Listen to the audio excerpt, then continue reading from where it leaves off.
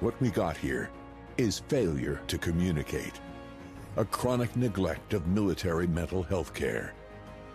This is Psychiatric Casualties, how and why the military ignores the full cost of war.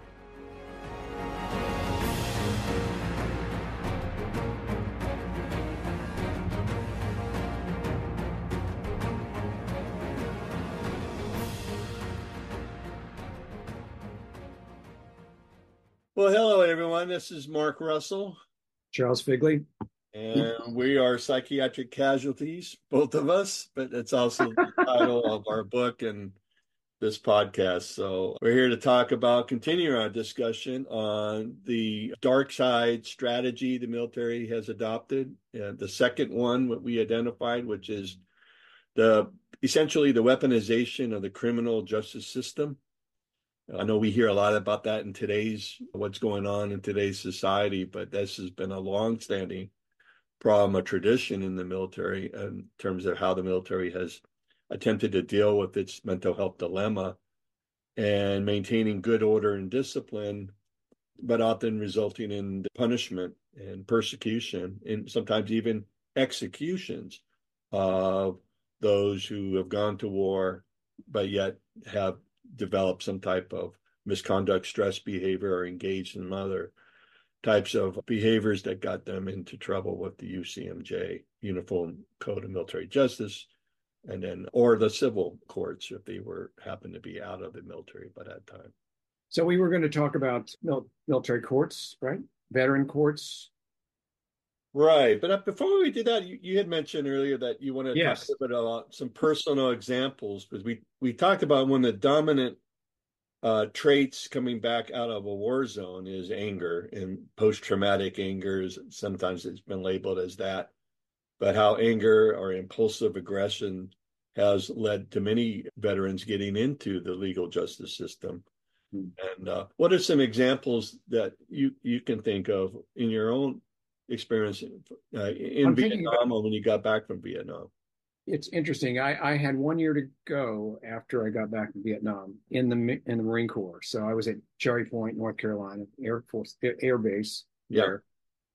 And I don't think I had any acting out or any kind of aggression while I was in the Marine Corps, but it was relatively shortly after that. And I noticed that I was impatient, I guess. It's what I thought. But it was really the anger that I felt. And part of it came out as a result of the first time that I guess it was the first time. The second time was at University of Hawaii, but the first time was at Ohio State University when I was still I was just getting out of the Marine Corps, 1967. Mm-hmm. And there was a fairly substantial demonstration against the war. And as it turned out, for 1 quarter, I think they call it a quarter there. And, but I happened to sort of run into, in effect, a demonstration because the crowd was going this way. And so I just turned around and followed them. I looked their age, unfortunately, for me, very young, but in some ways, I think it was the first realization that I may have more in common with them than I do with my fellow combat veterans, although I had hardly any contact, no contact voluntarily by them. But I felt myself wanting to be accepted by people that seemed to be my age. And there were at least a couple of my school chums that were at the university somewhere. But it became frustrating to me, and thus anger, when kids were talking about that they knew what was going on. And I told myself I wasn't going to announce that I was a Vietnam combat veteran, but as it turned out, I did. And it was essentially just our walking toward this destination on campus and hearing some of the comments that came from a couple of males, I guess, as it turned out, and that it was associated with how hard it would be for them to be in the military, given the terrible errors and misjudgments, and that like everything was bad and everything was terrible. And And I made the mistake of engaging them in conversation, not to beat them up or anything like that, but just saying, what are you talking about? I'm not sure you know what you're talking about. That sort of thing. That's all it was. Right. And we came close to a fight. They backed down. I was not going to back down. They could tell. Mm-hmm. It shocked me how quickly this came to the surface and how I was ready to do whatever it takes. I mean, it was, I was saying to myself, who is this person? Yeah. Because when I was in the Marine Corps, in the military, I didn't have those kinds of discussions. I mean, we were among the very, very first troops that were there. So when there was only like 3 or 4 people that I knew of, at least, that were also Vietnam veterans. But it shocked me because because I wasn't able to talk, or I didn't really engage in conversations about the experience. I'm not quite sure why, but with those kids, it became fairly obvious to me that I have things that I have to address, and I did, and it all worked out fairly well eventually. Yeah. But I think I was perceived as a hothead initially, and I wanted to not be a hothead, as a matter of fact. And so I thought, okay, maybe I need to talk about this or, process it in some way. And I attempted to do that. It didn't work out that well during that period of time, but Yeah. I met my wife at Ohio State, my first wife, and we traveled to Hawaii. Eventually, we were in California. So there was a lot of time that she and I spent together and getting to know me and all that. And I think that I was fine and dandy in terms of behavior, except for a couple of, toward her, it was no problem at all. But in terms of her observing, there was some idiot that pulled out in front of me, and the guy was acting like, what's your problem? And I was getting out of the car. And yeah, so that worked out fairly well. You're smiling. Yeah. So those are a couple of examples. But yeah, I remember, and I'm smiling because I recognize that in myself, as far as my own like kind of road rage, if you would. And but I remember you had commented earlier on, and when we had been talking about, there was a period of time when you left the doors of your home unlocked, and you were hoping that somebody would come through. It wasn't like, okay, I'm leaving it unlocked now. I hope someone will come in. Yeah. Ridiculous thing to do that I've never done, since that time. Yeah. But that's the only thing I could figure of why this happened, why this kept happening. And I know Vicki was saying, aren't you concerned someone's going to break out? And I'd say, no, I hadn't thought about that. But it's almost like I needed to work out the aggression inside of me, and so it seems like I was more revved up more quickly, in part because of that.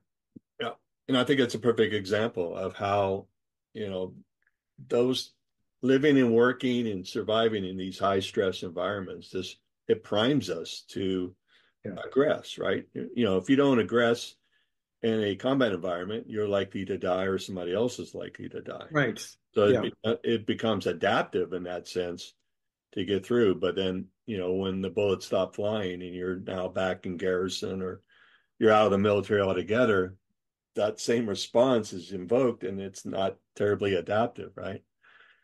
As far as anger goes, I mean, that's, for me, that's the dominant emotion. I don't feel much positive emotions. My dominant emotion is one of irritability and anger. And it was a problem when I was on active duty. I've gotten nearly written up, for insubordination, disrespect to many a commanding officer, commanding admiral, or a general, who I could not withhold my dissatisfaction, my vehement anger and frustration at how these people could allow a mental health crisis to continue and unfold, but yet deny that it even exists. And I took that frustration with authority and frustration and animosity, even towards indifference, organizational neglect, And when I started teaching at Antioch University, I became known as a hothead. And Really? surprised and conflicted. And I had many conflicts. And I mean, my anger is just it's at a tipping point always. So I have to really kind of bite my tongue now and not to let it go. But again, I could see easily how I could have gotten into a UCMJ persecution for my outburst. And I think it's just a microcosm of both of our experiences with war, but also the issues around anger and impulsivity at times, aggression, and how that can very easily we could be on the other side of the fence if we had let it go.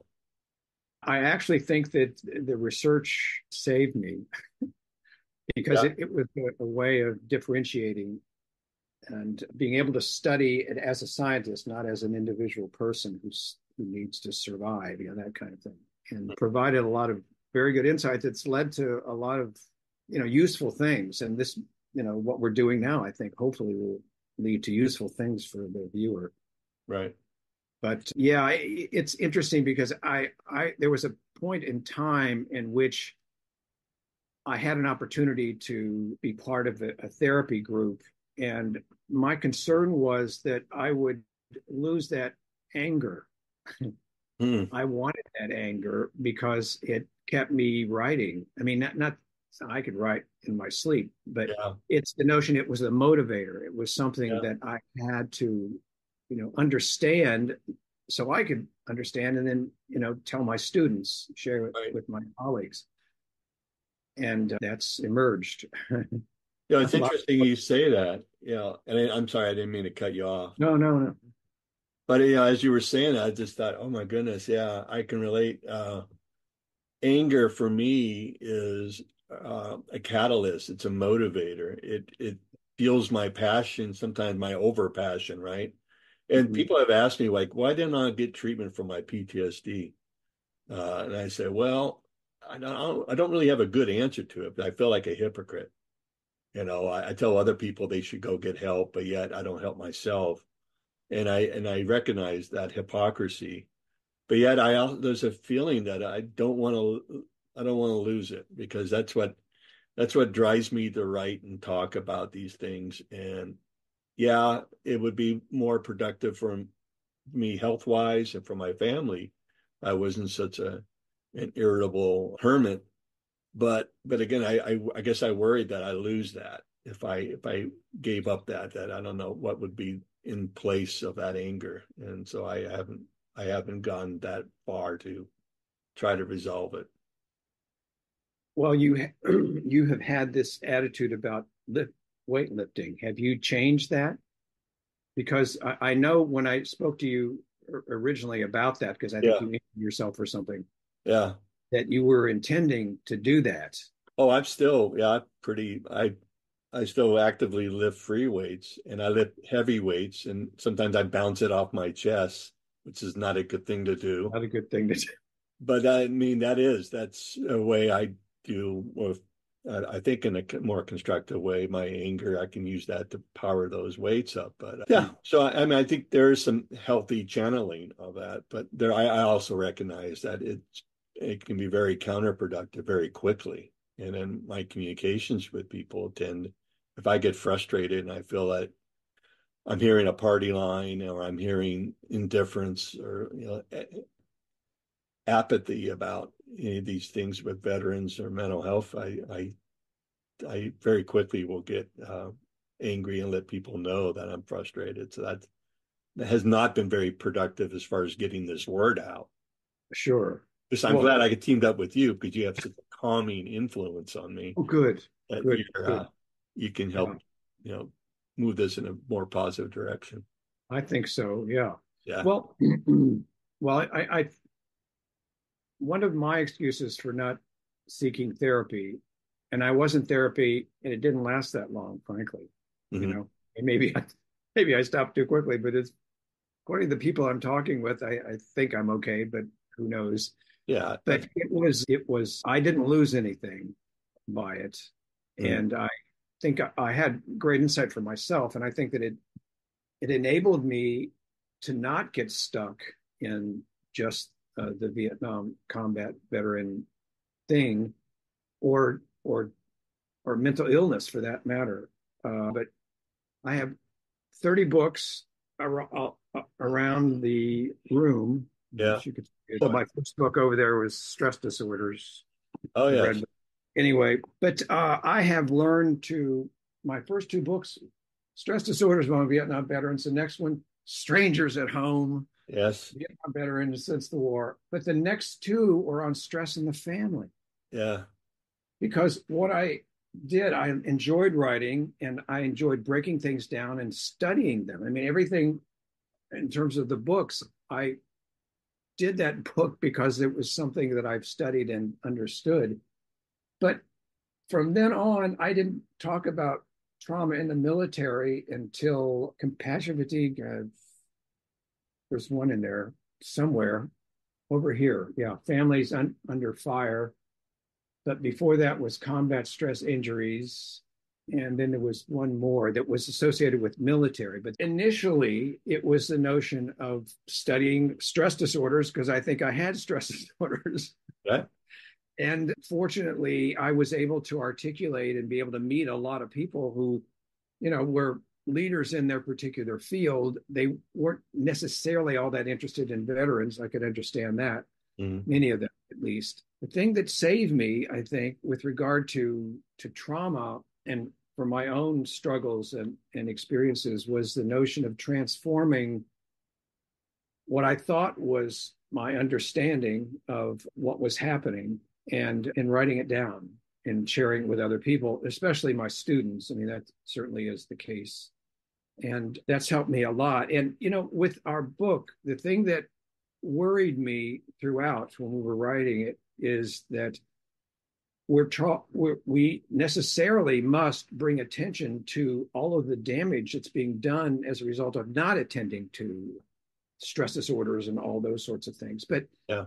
At the same time, I think we talked about it toward the end of the chapters that we must, and we did have a chapter on treatment, of doing something about it. But that's the struggle that I'm having now as we're covering this, and that we're piling one on top of the other so many of the traumatic experiences that were caused by what the military did, in addition to what's happening in war. But there's relatively little of what do you do about that? What do you do now? Right. Except at the end, which is great. Well, yeah. You don't agree with that. It seems like you're confused. No, I'm not. Okay. I do agree with it in general what you're saying, because right now we're kind of uncovering a lot of the dark side of mental health. But there's a section here in this chapter that does strike a more positive note, if you would, in terms of what can and should be done and how do you address it and ameliorate it. And that has to do with the whole issue of problem-solving legal system, what people may be familiar with the Veteran Treatment Court. Mm-hmm. That was an amazing innovation. Yeah, well, it appears to be an innovation only because the lessons of war had been forgotten. And let me just kind of speak on that up a little bit if I could. Good, yeah. All right, so the first treatment court, Veterans Treatment Court, was developed in New York City in 2008. Right, I think Judge Russell, no relation whatsoever, right? But so that it took a compassionate view, as Robert Russell was the judge, and it was to provide veterans suffering from substance abuse issues, alcoholism, mental health issues, and emotional disabilities with treatment, academic and vocational training, job skills, and placement services, as well as ancillary services such as housing, transportation, medical, dental, and other supportive services. So the courts use this kind of a problem-solving approach, is that, where they can mitigate the sentence or suspend a sentence in order to move these veterans into treatment, into some type of rehabilitative care. Yeah, it appeared to be, again, as you described, it was innovative. It was like, groundbreaking in a way. However, we had done that in the military, starting in the First World War, and they called them disciplinary barracks. And they were thousands of U.S. personnel during the First World War who committed some type of infraction of the UCMJ, or the rules of warfare, and they were given mental health treatment and rehabilitation, and something like 60% went on and got an honorable discharge, whereas if they hadn't gone to these disciplinary barracks and received this therapy, they would have gotten a dishonorable discharge, or other than honorable, which are sometimes called bad paper discharges, meaning that you cannot access treatment through the VA if you have a dishonorable or other than honorable discharge, and you would lose your benefits, other benefits of the VA. So that was the downside of weaponizing or using the persecution of or stress injury, is that now the people who really need the help the most are unable to get it because of the characterization of their discharge prohibited from getting help through the VA anymore. So it kind of a real dilemma, right? So the Veterans Treatment Courts started in 2008, as we said, in New York, and has spread throughout the country, and rightly so. It is an innovation in a modern sense, but again, it has its roots in the First World War. The First World War lessons about rehabilitating those soldiers and trying to restore them into an honorable status ended after the First World War, and then got rediscovered in the Second World War. And they call those, in the Second World War, military hygiene units. And these were hygiene units were at service command rehab centers that were in each place of incarceration. It had these service command rehab centers. And they provided group therapy and other total, what they call a quote unquote, total therapeutic push was made in the Second World War. And this is real interesting. The Army went and researched the effectiveness of these problem-solving court legal system, right? And from 1940 to 1946, the U.S. Army had only a 12% recidivism rate of those who went through these mental health units, these mental hygiene units, 12% recidivism rate. The Navy and Marine Corps and their implementation of these mental hygiene units rehabilitated 75% of 16,000 punitively discharged soldiers, Marines and sailors in this case, that were 75% of these 16,000 received honorable discharge and continue to serve honorably in the military, despite their having used drugs, or they may have been absent without leave, deserted for brief periods, who engage in different types of misconduct or misconduct stress behaviors. 75% rehab rate. So, and this was, here's a quote from some of the psychologists that were involved in these during the Second World War in these mental hygiene units, right? They said this, quote, one soldier suffered shrapnel wounds and lost several of his closest buddies in severe combat conditions in the North African theater. He then lived in a state where, quote, I didn't give a damn whether I lived or not, unquote. Following a series of unauthorized absences, alcohol-induced rampages, and an occasion when he pleaded for the military police to shoot him, the Army adopted a treatment-based approach. After a course of treatment, this soldier was returned to duty of a limited nature within the continental limits of the United States. Accordingly, the Army recognized the relationship between his lack of treatment and his criminal behavior and treated him as a soldier patient. The reward was that a combat experienced soldier continued to render effective service where otherwise a stockade prisoner might have been the only result. And they go on to talk about the success of what were veteran treatment courts, but done in the military at that time, up until 1973, unfortunately, which was the year the U.S. military went to an all-volunteer military mm-hmm. and adopted a zero defect policy, essentially, right? Zero tolerance for drugs, zero tolerance for DUI or any other kind of infractions. So that really kind of tipped the scale towards punishment, which is what has existed since 73, where most people engaged in misconduct, stress behaviors are not afforded treatment. They are punished and often discharged and given bad paper discharges. Mm-hmm. Yeah, it's pretty bad. Yeah. But, I think that there's a variation across the U.S. with regard to these vet courts. Is there just one model that everyone uses? No, I don't believe that's true. I think they modified each state or each, district or whatever, probably modifies it to what when they would apply a veterans treatment court, like what types of charges might apply or what types of services people might get will vary from place to place. Well, some places they love it and they swear by it. Other places they avoid it. So why would they avoid it? I don't know. I guess they don't assess. I don't know. Yeah. Frankly. Well, if I had one thought about why they might, it would be the same reason why the military struggles with this whole dilemma. Do we punish or do we treat, war stress injury, people who have war stress injury, but who also engage in criminal behavior or misconduct?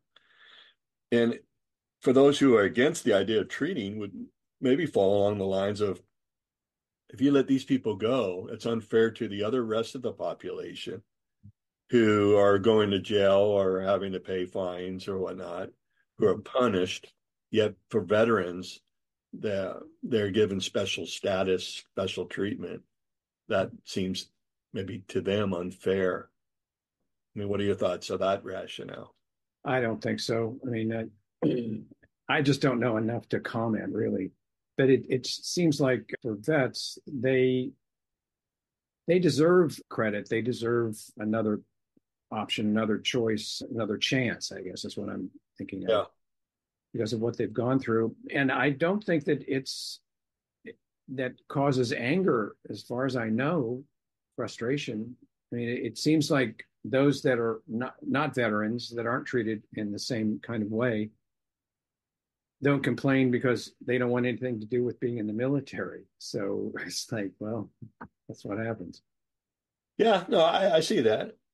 I do think there probably is some resentment that, why do veterans get the benefit of the doubt? And, who chose not to join the military, I committed the same offense. Yeah, I get that book, thrown at me, but these people get to go see a therapist. And yeah, you could see that, but I totally agree with you. I mean, the fact that less than 1% in our society today even decide to join the military, let alone deploy or have to go and learn to survive in those harsh, high stress environments.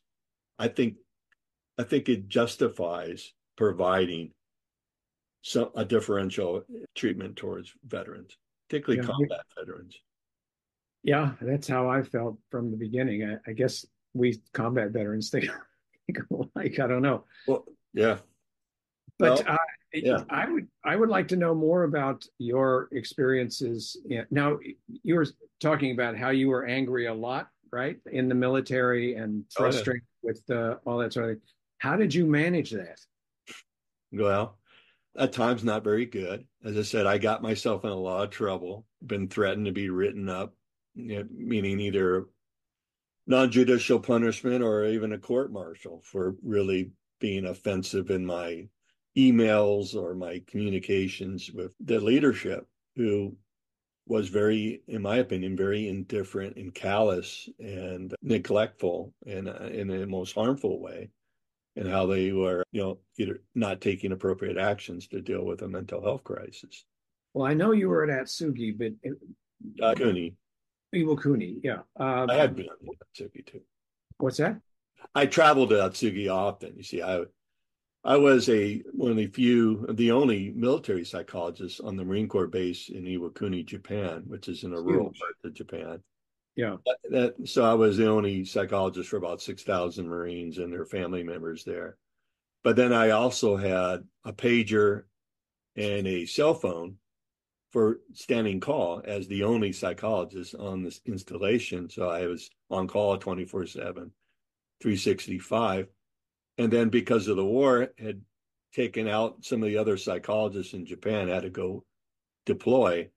I had to cover 2 or 3 other bases on top of that. So, yeah, to say I was not a happy camper is probably putting it light. But yeah, I didn't handle it very well. Did they say they didn't have any choice? What Well, was the justification for that that number of patients that you were responsible for? well, as you're probably aware of, and we'll talk about this in subsequent episodes too, is that the staffing shortages in the military, mental health staffing shortages, became an acute tragedy, whereas we were discharging more military psychologists and psychiatrists from the military than we were bringing in. And yet the needs were every month were exponentially growing. So that led to, like in the case of when I was in Japan, we had several of our military psychiatrists or psychologists or social workers had to go deploy and in order to fill those positions, and then that left behind those vacancies, so somebody had to go cover it. So that came upon me in this case, but other people were in the same boat. And I'm sure they, as in upper command, recognize that this is not a good situation. They recognize that you are, you can't last forever doing that. No. And then, we have a rash of suicides. We have a rash of domestic violence. Child abuse rates went up. Alcohol, incidents skyrocketed. Depression, suicide, ideation were a frequent call at night. Lots of fights. And, people couldn't get seen. And so, again, many of those folks, those Marines and sailors or airmen, soldiers, were caught up in the criminal justice system because there was no opportunity for treatment or rehabilitation, nothing like what we might have had in the First and Second World Wars. And so the way the military dealt with it in this generation was often through punitive, means, persecution, and bad paper discharges. And we had record numbers during the Iraq and Afghanistan wars, record numbers of people arrested and convicted of desertion, record numbers of substance use problems, illegal drug use, record numbers of court martials. I think even in World War II, this was interesting. From the 1940, I think, to 1945, 1.7 million court martials were conducted by the U.S. military. And some of those had nothing to do with the war or, deployments, but a good many of those did. And needless to say, I don't know what the stats are for this generation. Of course, it's a lot longer than the First or the Second World War. We're talking about a 20-year war as far as Afghanistan, but I'm guessing we probably set some records in court martials or non-judicial punishments in the military. Because again, we don't have mental health resources. We couldn't provide treatment, even if that was the policy of the military, was to try to implement some type of veterans court. We didn't have the staff to do that at all, or even the will or desire to do that. And instead, these people were persecuted and they were discharged other than honorable or some other bad paper discharge. And then they fell into the lap of the veterans courts. And that's when in 2008, some states like New York and others after that decided, look, we got to pick up the slack where the military has dropped the ball. Instead of these people being continue to be persecuted, we need to provide them treatment. Mm-hmm. Because many of them could not even get treatment through the VA because of their bad paper discharge. Of course, yeah. Yeah, which makes no sense. No, but it does make sense to enable them to change their bad paper discharge and to Yeah, make improvements. And that each year it's gotten better and better, but it has. And that's a as needed. positive thing. Yeah, Yeah, it has been, and it hasn't been because the military or the VA kind of woke up and said, well, we need to do better for our veterans. Let's change our policies.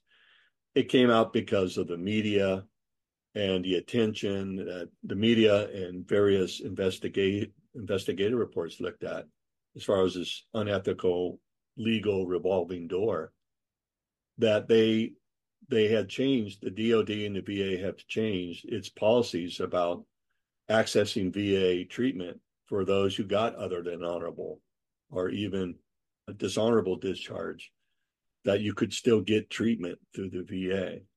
And that's been something recent as far as some reversal. It's not across the board.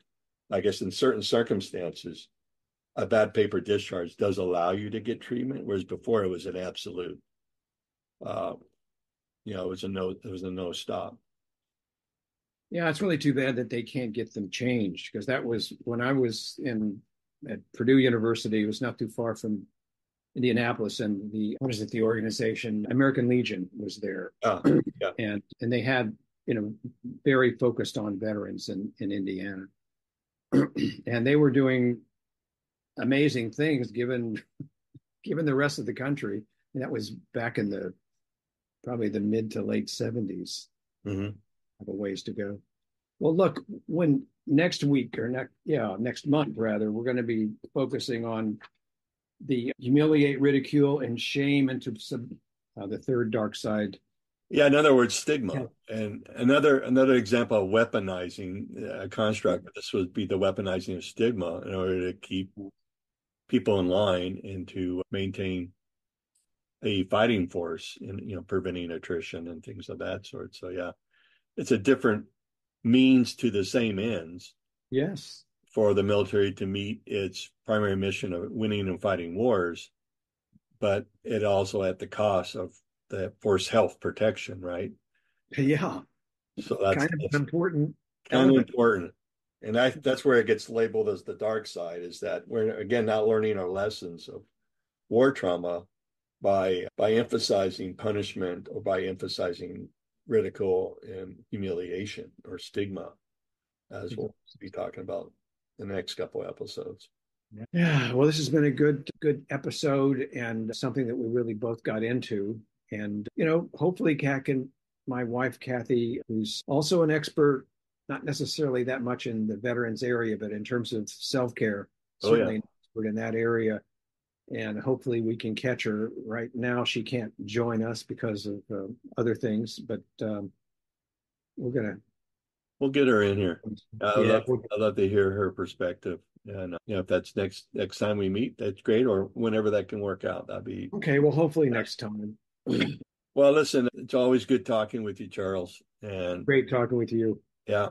I didn't realize it. I'm learning a lot more from you now that we're doing this together and about your run-ins and your I don't think you said quick temper, but you have a temper and not as much patience.